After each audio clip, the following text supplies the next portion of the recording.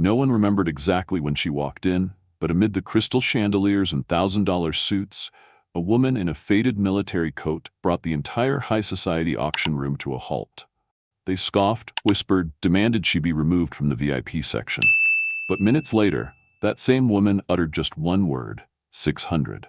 And in that moment, the elite world of domesticated horses fell silent. High Crest Equestrian Estate, an enormous mansion nestled in the heart of Aspen Hills, Colorado, glowed like a palace under chandeliers. From the grand gates, a stone-paved road led to a massive hall where the rhythm of designer leather shoes echoed like the overture of the Western elite. The air was laced with the scent of aged cognac, Italian leather, and the kind of invisible power that only gathered when the wealthiest people in the country came together. Here, a nod could buy an entire ranch. A handshake could seal the fate of legendary Mustang bloodlines. And tonight, they had gathered for one name: Warcry. Langston Pierce, the auctioneer veteran, stood at the center of the room like a maestro. His silver hair was slicked back, and his tailored Ralph Lauren suit clung to his lean frame with a quiet authority.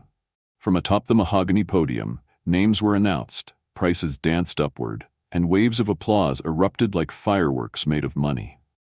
But no one noticed when the side door of the ballroom creaked open. A woman entered, silently, without fanfare. No perfume, no sheepskin coat, no polished Italian boots. She wore a faded military jacket, sleeves frayed at the wrists, a sun-bleached hood resting against her back. Her dark blonde hair was tied back loosely, and her boots looked like they had crossed hundreds of dusty miles. This was Madeline Reese. No one needed to point.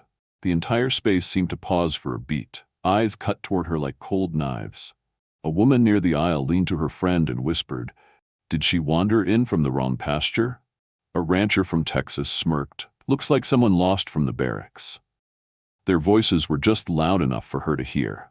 But Madeline didn't flinch. She kept walking, eyes forward, posture calm, as if she belonged here more than anyone else. She didn't take one of the velvet-lined seats, didn't touch the welcome champagne on the reception table. Instead, she turned down the hallway leading to the stables, clearly marked, VIP access only. A young staffer in a green uniform glanced at her with hesitation, but something in her steady gait, in the silent weight she carried, made him step aside without a word. At the end of the hall, set apart from the sleek, groomed show horses, stood a stall marked with gold lettering, Warcry. A towering black Mustang stood inside. His coat shimmered like it had been dipped in moonlight, but his eyes, those eyes, were what froze people in place, deep, untamed, and watchful, as if this world had never once proven safe. A man wearing a shirt embroidered with the Voss Ranch logo stood nearby, chatting with a group of investors. He laughed as he said, "Broke a trainer's rib last week in Wyoming. But me, I say that kind of fire wins championships." Clayton Voss, owner of the largest racing stables in the Rockies. Eyes cold as granite, salt and pepper hair swept back, his voice sweet as molasses but laced with venom. When he caught Madeline's eye, his brows lifted with surprise. Then he smiled, thin and sharp. "Well, a guest from the old world," he murmured. Madeline said nothing. She stood a few paces from the stall, watching Warcry breathe in short, shallow bursts. Some said horses could sense the soul of a person, and in that moment, Warcry sensed something in her. He stopped pawing the ground, ears pricked forward, neck stretched, eyes wide, no aggression, no snorting, no pawing. Just attention. A nearby handler squinted.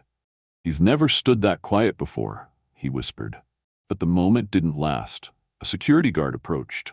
"Ma'am, this area is for registered buyers and investors only. I'm afraid you'll have to return to the ballroom." Madeline nodded without protest. She gave Warcry one last glance and turned away.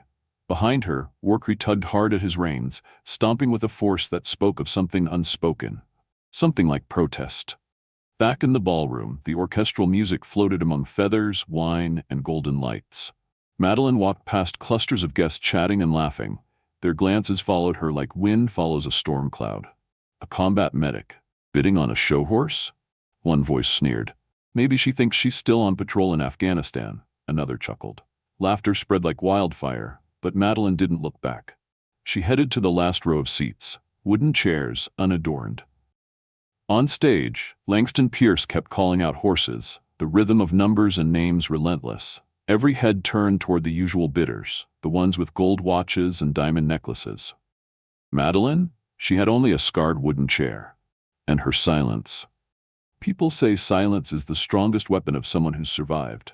What they didn't know was that this woman, scorned, dismissed, forgotten, had walked in with a challenge in her coat pocket.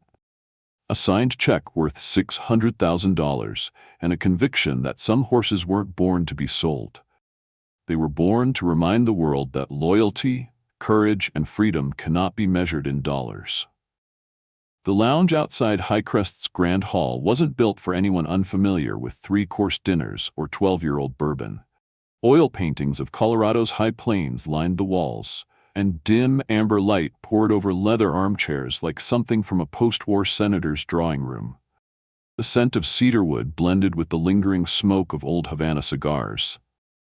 But no matter how opulent the place, for Madeline Reese, it was just another waiting room, nothing more. She sat alone in the far corner, her dusty boots resting lightly on a Persian rug. One arm folded across her chest, the other absent-mindedly brushed the frayed fabric of her jacket's sleeve. From this spot, she could see half of the iron doors leading to the auction floor, where bids now echoed with increasing fervor. But her mind wasn't in that room. It was somewhere older, somewhere dustier, where there were no chandeliers or velvet seats, only dirt, reins, and men with eyes too tired for words. Equine Valor, a place where wild Mustangs and war veterans were placed side by side, both broken in ways no one could see. Madeline had once commanded that center, a pilot program under the U.S. Army's Cavalry Restoration Initiative. They used to call her the horse whisperer of the battlefield, not because she said magical things, but because she knew how to listen to what no one else wanted to hear. She'd rehabilitated dozens of wild horses deemed hopeless. In return, those horses helped pull soldiers back from the brink. Veterans haunted by things no therapy session could touch.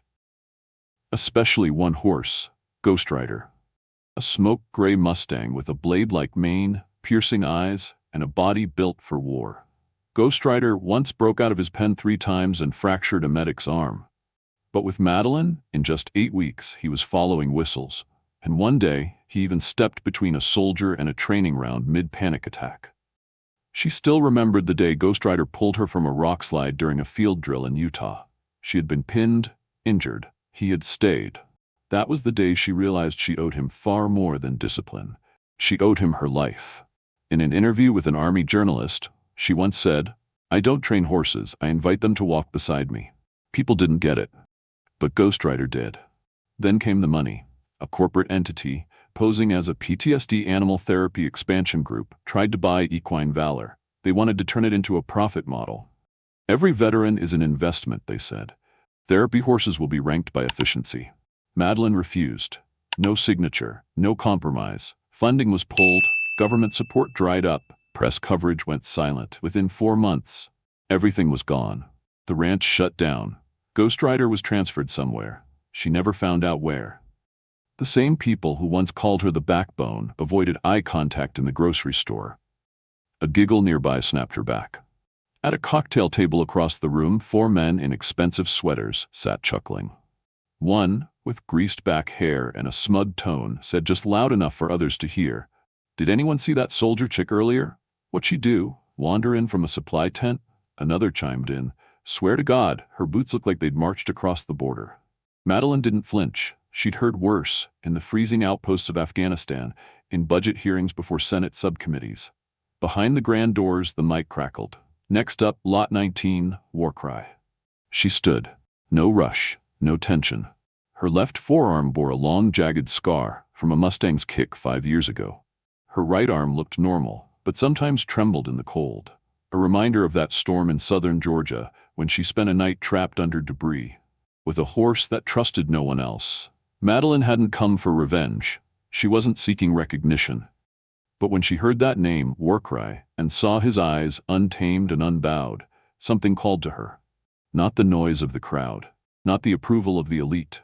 Something else, quieter, older, like the sound of hoofbeats in the fog. She pushed through the doors of the auction floor. Heads turned. The man who'd cracked jokes earlier blinked. Someone whispered, "She's back." Langston Pierce stood on stage, preparing to introduce Warcry. In the glittering light of the chandeliers, Warcry was being led in, muscles rippling, hooves hammering the floor like sparks. The black Mustang looked like a living fragment of the untamed West, dragged into a world of contracts and notaries. Madeline stood at the rear of the hall, just beyond the reach of the lights. She didn't need illumination, her feet planted like stakes in the earth, her gaze locked on Warcry. Unmoving. Across the room, Clayton Voss lounged in the front row with Montana investors. Silver suit, peacock blue tie. He leaned back, smirking as if watching a bad play near curtain call. "Let's see how far you think you'll get," he whispered, lips curving like a knife turned upside down. But Madeline wasn't putting on a show. She was simply returning. And as the first rap of the auctioneer's gavel struck the podium to begin bidding on Warcry, the entire hall tightened like a wire. She said nothing, but inside she whispered, "They want to know why I came back? All right, I'll show them." The auction floor of Highcrest Equestrian Estate was designed like a miniature opera house. Rows of velvet chairs curved like amphitheater seats, while overhead spotlights cast a glow more fitting for a fashion show than the sale of wild creatures born among blizzards and cacti. Warcry stormed into the arena like a thunderclap on hooves. Two handlers struggled to hold the black Mustang's lead ropes as he flexed, every muscle surging like braided steel. His thick mane whipped back like smoke rising from a battlefield. His eyes, deep bronze, almost molten, swept across the crowd like a silent warning. "I'm not here to be bought. I'm here to be tested." Langston Pierce stood on the raised mahogany podium, his tailored suit razor-sharp, voice honed like a blade. He paused to let the murmurs settle, then began. "Ladies and gentlemen, I present to you lot number 19, Warcry. A wild-blooded Mustang straight from Escalante, Utah. Never been ridden, never stayed still for more than a minute. And no one, until now, has dared stake their fortune and reputation to claim him." Laughter rippled through the crowd, amused, skeptical, a touch mocking. "We'll open the bidding at $60,000, Langston declared, tapping the gavel gently. A hand rose. A gentleman in tweed from Wyoming, famous for his prairie breeding programs. "60, he said, as if ordering lunch. "60. Do I hear 80? A platinum blonde woman in a plum-colored crocodile leather coat didn't speak. She simply raised her paddle. A staffer nodded. 80,000. 80 on the floor, Langston nodded. Who'll give me 90? 95, called a man from Nevada, a known high-stakes breeder. 130, barked someone from the left aisle. The room shifted like a dry-season dust devil. Paddles up, paddles down. Names and numbers volleyed like a tennis match. Warcry didn't flinch under the lights or the noise. He jerked his reins, slammed his back hooves on the wood floor, sending dust into the air like a signal flare from an old war zone. Madeline stood at the far edge of the aisle, still in the back row. She didn't move. From her vantage point, she saw everything. The glances, the hesitations, the sweat behind the show. She wasn't watching the numbers. She was watching Warcry. "We're now at 180,000, folks," Langston announced, his voice picking up with the room's fever. "Do I hear 200? 200? Anyone?" A pause. The man from Nevada frowned. The crocodile woman shook her head. Eyes flickered around the room. Who would jump next? Clayton Voss hadn't moved. He sat front row, legs crossed, mouth twisted in a knowing smile. Everyone knew he could triple the bid, if he wanted to. Langston scanned the room, half expectant, half coaxing. Going once at 200? Going twice? The room hovered on the brink. Then a voice rang out. 600. One syllable. No shouting, no drama, just a number. And the world froze. Hundreds of heads turned. Madeline Reese still stood in the shadows, hair tied back, jacket faded, hands steady as stone. Langston stalled mid-swing, the gavel still raised. Excuse me, did I hear that right, ma'am?" Madeline repeated. 600,000. Written, signed, certified, this morning." Clayton shot up like he'd been stabbed. He laughed, turning to those around him, looking for someone to join his disbelief. "She says 600. Somebody tell me she's not sleep-talking." Langston didn't laugh. He looked at Madeline, as if trying to place a face from some long-forgotten photo. There was something familiar. But before the thought could take root, Madeline stepped forward. She pulled a thick envelope from the inside of her military jacket and handed it to a floor coordinator. The staffer carefully inspected it. Bank seal, check details, recipient, Highcrest Equestrian Auction, and finally nodded. "Verified," he confirmed. Langston lowered the gavel, though he hadn't struck yet. "Are you sure, man?" he asked gently. Madeline looked him in the eye, then turned to Warcry, who now stood still, breath heavy, but no longer tugging the reins. "As if," he knew. "As sure as if I've been waiting my whole life for this." Langston swallowed hard, and then, in a voice deeper than before, reverent, "Sold, to Miss Madeline Reese, at $600,000. The gavel fell, a sound that echoed through every ribcage in the room. The woman they had mocked, dismissed, and laughed off had just bought the most coveted Mustang of the evening at 3 times the starting bid, and no one could protest. Clayton Voss clenched his jaw, eyes locked on her like he'd just witnessed a ghost tear through the fabric of his empire. Someone applauded. Just once, then again, a second, a third. It was never loud. No one was sure if they should cheer or weep. The room had shifted. Something unspoken had cracked open. Madeline didn't bow, she didn't wave. She walked out the back of the hall, toward the hallway where the door still stood open.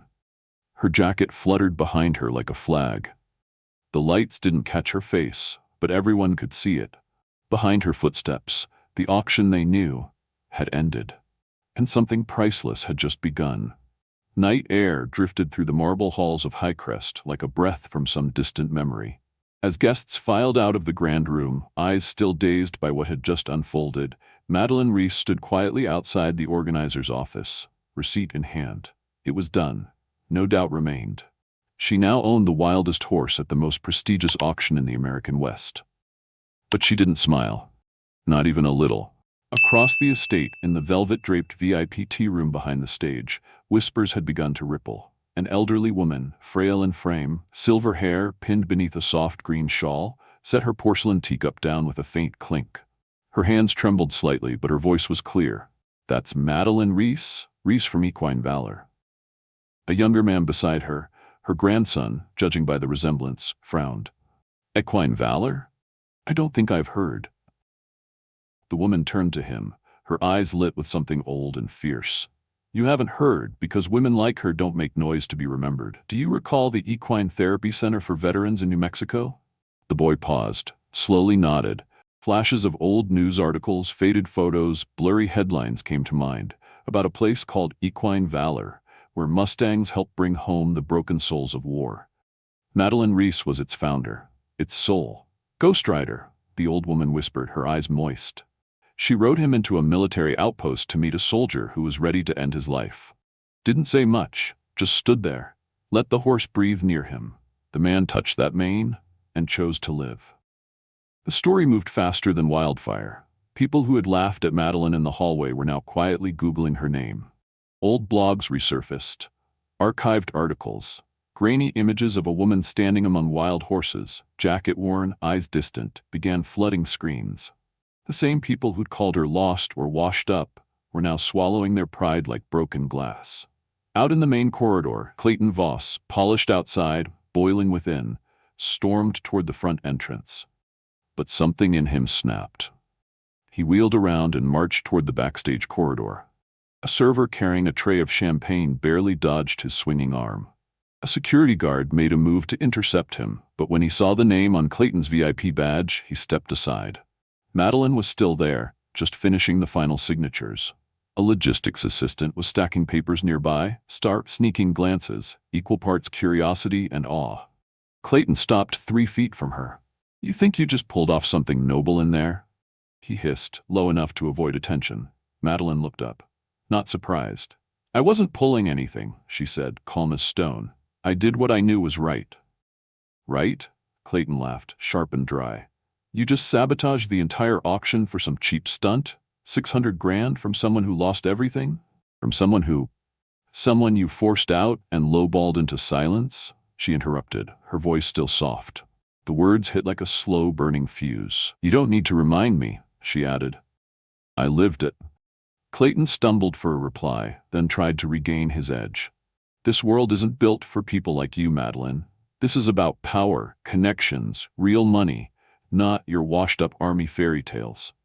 She stared straight through him. "Clayton," she said, "I was part of this world before you could tell a left hoof from a right. I don't need validation to stand in that room. You, on the other hand, Still need someone else to decide if your name belongs on your own sign. He froze. Around them, people lingered, pretending to check phones, but watching with breath held. Madeline stepped closer, voice razor sharp. And as for whether I belong here, there's only one being who gets to decide that. She pointed toward the stable doors where Warcry had just been led into a temporary stall. And he already has. Clayton had nothing. He just stood there, jaw clenched, face flushed like wax under chandelier light. Then with a snarl he turned and stormed off. His Italian leather shoes clicked hard against the marble floor, each step a desperate attempt to reclaim dignity that had bled out in silence. When Madeline stepped into the main corridor again, eyes lowered around her. No more whispers, no more scoffs, just silence, thick, heavy. Like the forest after a storm, a woman with graying hair and a strand of pearl around her neck gently touched Madeline's arm. "Thank you," she whispered. "My husband, one of your horses saved him. He's been sleeping through the night for 3 years now. After 20 in combat. No one here knows that, but I do." Madeline nodded. Her eyes softened. As she turned to leave, another voice called out, this time stronger, older. A tall man in a vintage-cut suit, his hair silver, but his stance straight as an old oak. "You're Reese, aren't you? Ghost Rider's Reese?" She paused. He held out a hand, firm, formal, like a ritual from another time. "The woman who proved to me that a horse could do what medicine never could." She shook his hand. The grip was solid, like a Mustang's heart beating in winter. And so, on a night that was supposed to belong to legacy names and predictable champions, a forgotten legend was called back into the light. Not with a trumpet, not with applause, but with quiet remembrance, etched in the lives she had touched, the souls she had saved, and the scars she never tried to hide. Madeline didn't come to prove anything, but now everyone knew. She wasn't here to win. She was here to remind them, some things never fade. And among them is honor. The high desert wind swept across the cracked fence rails of Red Willow Ranch, carrying with it the scent of red earth, wild grass, and things long buried. The pickup truck groaned as it rolled to a stop. When Madeline Reese stepped out, the sound of the door slamming echoed across the quiet valley like a sigh from the land itself. The trailer behind the truck rocked faintly. Warcry, still unaccustomed to traveling, shifted but didn't thrash. He was quieter than anyone would have expected. Madeline laid her hand on the trailer wall, feeling the steady life waiting inside. The old gate creaked open. From under the porch, a tall man in a faded, wide-brimmed hat came bounding out, eyes weathered, smile wide. Jesse, the boy she once knew, now grown, now the heartbeat of this ranch for nearly a decade. "Lord above, Miss Madeline?" Jesse's voice cracked, half disbelief, half emotion. She smiled, tugging off her gloves. "Good morning, Jesse. You look taller than last time I saw you." "Taller, maybe, but my heart's about to jump out of my chest," he grinned, eyes flicking toward the trailer. Is that him?" She nodded, already unhooking the latch. "That's Warcry, and he needs a place big enough to breathe, quiet enough to remember who he is." Warcry stepped backward with each of her steps, ears alert but not panicked. Under the morning sun, his frame gleamed, muscled, scarred, magnificent. A creature of wind and fight and wounds still healing. Jesse didn't move. He watched, frozen, expecting chaos. But Warcry didn't rear, didn't charge. He followed, slow, cautious, like he recognized something in her rhythm. "You still make them listen without a word," Jesse whispered, shaking his head. "I haven't seen anyone do that since you left." Madeline led Warcry into a stall thick with dry hay. She stood just outside, holding the lead rope loosely, not pulling, not forcing. "I didn't buy him to win anything, Jesse," she said quietly. "I bought him because if I didn't, he'd be broken into a showpiece and sold like a trophy." Jesse nodded slowly. Silence stretched. Then, "Or maybe you bought him to keep yourself from breaking one more time." She turned to him, gaze steady. Then, softly, she smiled. "Maybe both." Silence wrapped them like a worn quilt. The wind brushed the weeds behind the barn, carrying the scent of sun-warmed grass and memories once buried beneath war and dust. The ranch hadn't changed. Same slanted roof, same lawn porch, same rocking chair swaying in a breeze no one else could see. Some window frames had rotted. Some walls needed mending. But Madeline didn't care. She walked up the porch, took off her boots, and sat on the steps like she'd never left. Jesse brewed coffee, strong, the way she liked it. They didn't talk much. From the kitchen window, She watched Warcry pace in the stall, not frantic, just curious. "You gonna train him the old way?" Jessie asked, setting her cup on the table. Madeline nodded. "No force, just time. He'll talk when he's ready." "You think he will?" "They all talk, Jessie. It's just people who forget how to listen." Together, they looked out at the hills, sun-scorched, dry, dotted with hawks circling in the blue. What had been lost would never come back. But what remained, this land, this horse, this hope, was still here, waiting for breath. A delivery truck rolled in, hay bales stacked high. Jessie stepped out to sign. Madeline walked to the fence line, adjusted a post, simple things. But in that moment, they were everything. By afternoon, Warcry was eating, cautious but no longer frantic. Madeline didn't go inside the stall. She just sat near him, a wooden chair in hand, a book on her lap. Sometimes she'd look up. Sometimes Warcry looked back. "Let's start over," she whispered. No one answered, but the way Warcry didn't turn away was enough. Night fell, the moon climbed. Madeline locked the stall, turned out the barn lights, and headed back inside. She pulled out an old album from the cedar cabinet, dust-covered photos, old teammates. One photo, her with Ghost Rider, white and muddy, standing beside her in a battlefield's shadow. Her fingers brushed the image. Then slowly she closed it. Outside, a soft whinny broke the silence. Warcry. Still there. So was she. The first week was always the hardest. Not for Warcry, but for Madeline. Each morning at Red Willow Ranch began the same. Wind whispering through the tall pines, hooves tapping on dry ground, and the soft clang of a bell Madeline struck to greet the day. But in her mind, what echoed most was Warcry's sharp breath every time a human got too close. He wasn't panicked, just on guard. Not aggressive, but ready. Every time Madeline stepped toward the stall, Warcry would pause mid-chew, turn his head, and squint, measuring her breath, her weight, her intentions. Jessie brought breakfast out one morning, leaning against the fence. "You know, anyone else would have roped him up and started lunging circles by now." Madeline sat on the rail, hands wrapped around her warm mug. "I'm not here to make him run. I'm here to wait for him to stop." Jessie smirked. "Your old-school method? Thought it vanished with the military contracts." She didn't answer, just watched. From a distance, she read every movement, the tap of a hoof, the lift of a neck, the way he stared toward the hills like he remembered something no one else could. Days passed slowly. No whips, no yanks, no shouting, just Madeline, with dusty boots, calloused palms, and a patience carved from canyon stone. By day 3, Warcry started reacting to her entrance, not with fear, but intention. He took one step back, not frantic, but deliberate. She understood. He was testing the boundary. And she respected it. That evening, Jessie watched them from the barn loft. "You gonna pull a Ghost Rider on this one? Just sit there and wait him out?" Madeline nodded slightly. "I've seen too many souls shattered by force. Human or horse, same rules apply." Jessie didn't argue, because deep down, he believed her.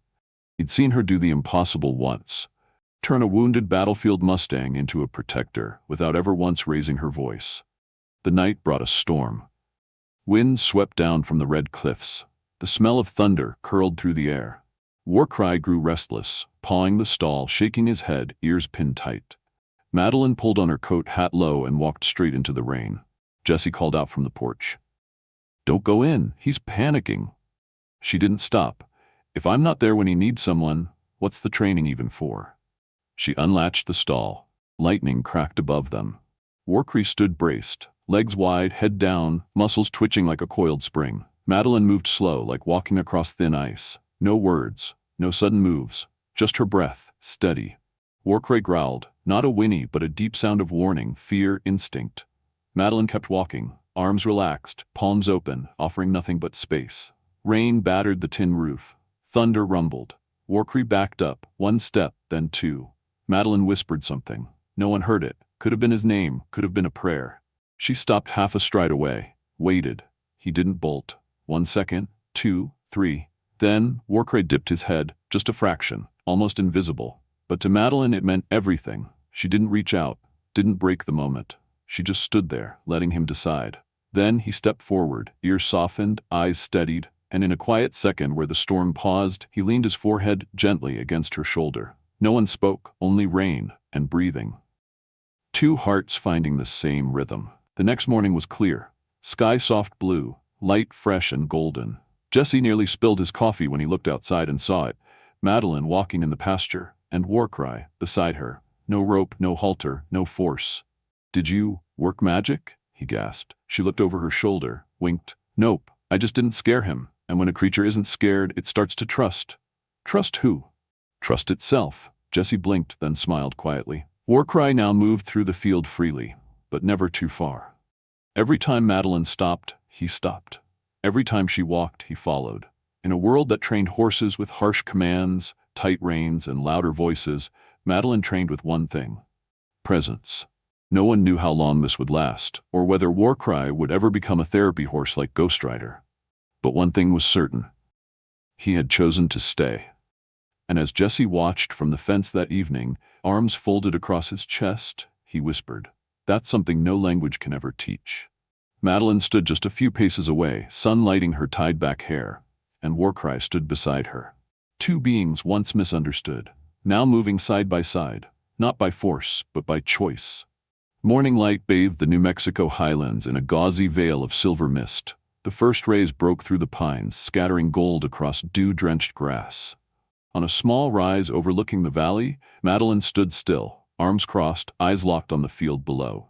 There, running wild and weightless beneath the open sky, was Warcry. No longer the untamable, just free. Jesse stepped onto the porch behind her, cradling a cup of hot coffee. He watched for a moment in silence, then said, "I don't think I've ever seen anything quite like that." Warcry galloped in wide arcs, his black coat shimmering against the sun, leaving trails of dust that swirled like smoke. The way he moved, bold, unchained, whole, made the landscape itself seem alive. Madeline didn't turn, just nodded. "You don't capture something like this with a camera. You carry it in memory." Jesse chuckled softly, then teased, "Bet someone out there'd pay $1 million for a shot like that." She finally turned, the wind lifting a strand of hair. "Good thing it's not for sale. It's meant to be lived." The words landed deep. Jesse grew quiet, eyes following Warcry's thundering stride. "So you didn't buy him to own him," he murmured. "You bought him to give him back to himself." Madeline nodded, "And maybe to find my way back, too." Red Willow Ranch settled into rhythm, but nothing felt ordinary. Since Warcry's arrival, something had shifted. The other horses, rescues Madeline had collected over the years, began to change too. A skittish Appaloosa started edging closer to Jesse during feedings. A gaunt gray gelding nickered softly every morning when the stable doors opened. Warcry remained fiercely independent, but no longer afraid, no longer angry. When Madeline brought out the hoofpick, he walked toward her. No call needed. When Jesse laid a hand on his back, Warcry didn't flinch. He looked the man in the eye, as if asking, "You earned this yet?" Jesse laughed. "Nope, but I'm working on it." Then one afternoon the phone rang, a rarity in this quiet corner of the world. Madeline wiped her hands, picked up. "Hello, this is Carol Nichols from Vets and Valor. We heard about what happened at Highcrest, and about Warcry." Madeline didn't respond right away. Carol continued, "We're organizing a new equine therapy initiative for returning vets, and we believe there's only one person who can lead it." Silence. Madeline looked out the window. Warcry stood in the golden haze, tail swaying. "I'm not sure I'm who they're hoping for." Carol's voice softened. "Maybe not, but you're who they need." She hung up, said nothing. But Jesse, who'd seen the whole exchange, asked, "You're going, aren't you?" Madeline didn't answer, just removed her gloves, sat down on the porch steps. "I don't need to return to the system." "Because you never really left it," Jesse replied, quiet but direct. She smiled. "I just paused, waited for the wind." Days later, she led Warcry to the south pasture, a slope of open ground perfect for a full-speed run. No saddle, no bridle, just her palm against his neck. "If today's the day you want your freedom," she whispered, "then go." Warcry stood still, then turned. And when the first breeze of the afternoon swept across the ridge, he leapt forward, a black streak slicing through the orange sky. Jesse watched from below. "Think he'll come back?" he asked. Madeline didn't look at him. "He knows the way." That night, when the ranch lights were out and the stars burned cold above, Madeline sat alone on the porch. In her lap, an unopened envelope, an official offer from Vets and Valor. She didn't rush to respond. Instead, she looked up at the Milky Way, stretching like a road made of light. Then, hoofbeats, soft, steady. Warcry returned. No summons, no lead rope, just came back. Because this was where he belonged. Madeline rose, smiling. Next morning, Jesse found them as always, walking together along the eastern fence line. But this time, something new gleamed on Madeline's belt. A badge. Trainer? Equine Valor Program. You took the job? Jesse asked. She nodded. I'll share what I've learned. Not to prove anything, but to offer something to those broken like Warcry once was. Jesse tipped his hat. Welcome back, Reese. She didn't answer. Instead, she leaned down, stroked Warcry's muzzle, and whispered, We never left. And as sunlight spilled across the valley, the woman and the Mustang walked toward the open gate, where wounded lives waited to be healed. In the final frame, on the highest hill where Warcry once screamed into a lightning storm, the grass now lay pressed in a single path.